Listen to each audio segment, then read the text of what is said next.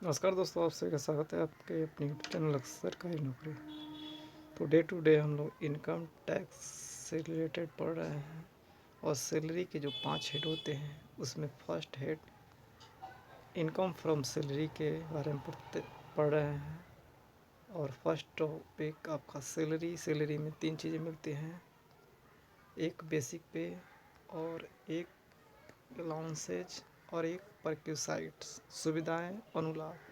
तो सुविधाएं अनुलाभ के बारे में हम पढ़ रहे हैं।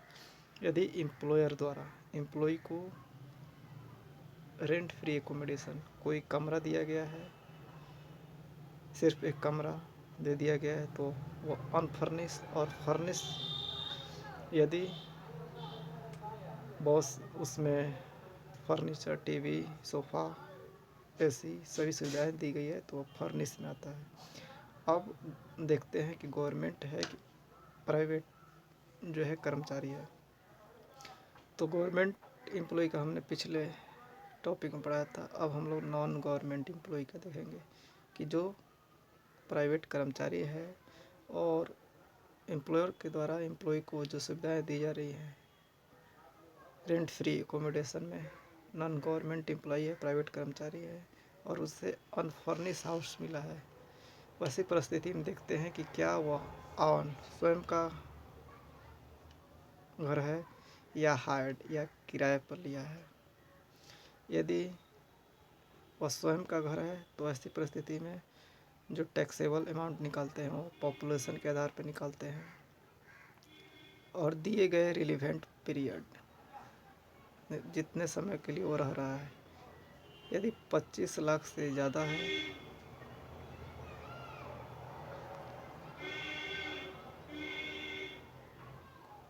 25 लाख से ज़्यादा है तो 15% लेते हैं सैलरी का इंटू रेलेवेंट पीरियड जितने समय के लिए रह रहा है।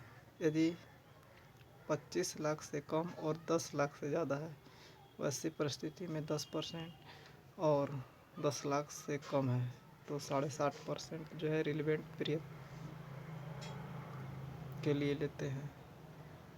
और जो भी अमाउंट आती है टैक्सेबल उसमें से देखते हैं कि जो रिकवरी है उसको माइनस कर देते हैं, तो जो शेष राशि होती है वह आपका टैक्सेबल होती है। उसी तरह हायर्ड में यदि किराए पर ले रखा हो तो जो एक्चुअल रेंट पेड होता है, जो वास्तविक किराया भुगतान होता है, या 15% of salary of relevant period, दोनों में जो कम है वही राशि टैक्सेबल होती है। अब आपको देखना होता है कि क्वेश्चन में कि यदि कुछ नहीं कहे तो 15% लेते हैं। मान के चलते हैं कि वह किसी बड़े शहर में रह रहा है और जहाँ की जनसंख्या 25 लाख से ज़्यादा है। नहीं तो क्वेश्चन में देखते हैं कि शहर का नाम बताया होगा, दिल्ली, मुंबई, पटना, तो अनुमानतः 25 लाख से ज़्यादा है, 15% लेते हैं। यदि पॉपुलेशन बताया हो, शहर का नाम बताया हो, नहीं बताया हो पॉपुलेशन बताया होगा, पॉपुलेशन नहीं बताया तो शहर का नाम बताया, या बताया होगा किराया कि स्वयं के घर में रह रहा है कि हायर्ड है, कोई भी नहीं बताया है तो 15% आप लेके और रिलेवेंट पीरियड से आप निकाल सकते हैं अनफर्निश हाउस के लिए। अनफर्निश हाउस वो हाउस जिसमें आपको सिर्फ और सिर्फ एक कमरा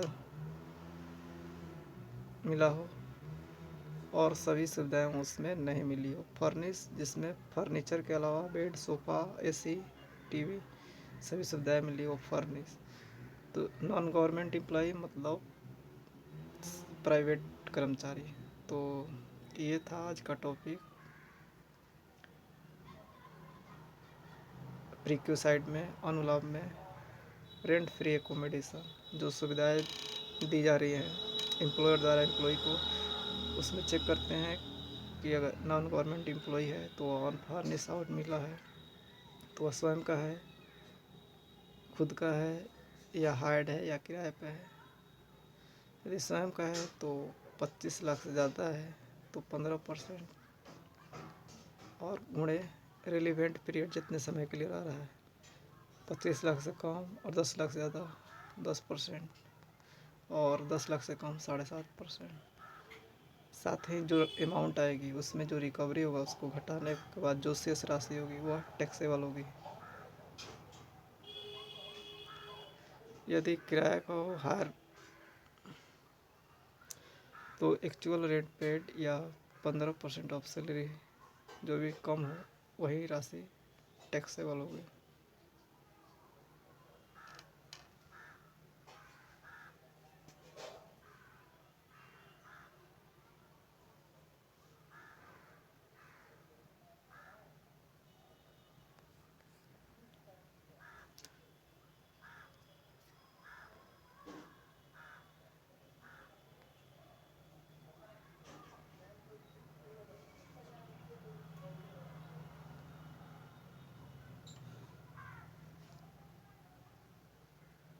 तो देख सकते हैं rent free accommodation unfurnished on ahead on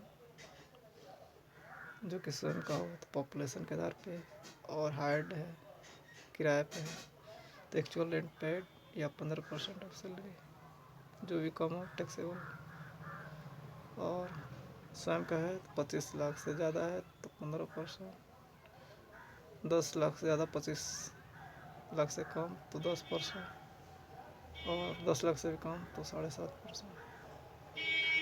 जो भी रिकवरी होगा उसको माइनस करने पर जो राशि आएगी वो टैक्सेबल होगी।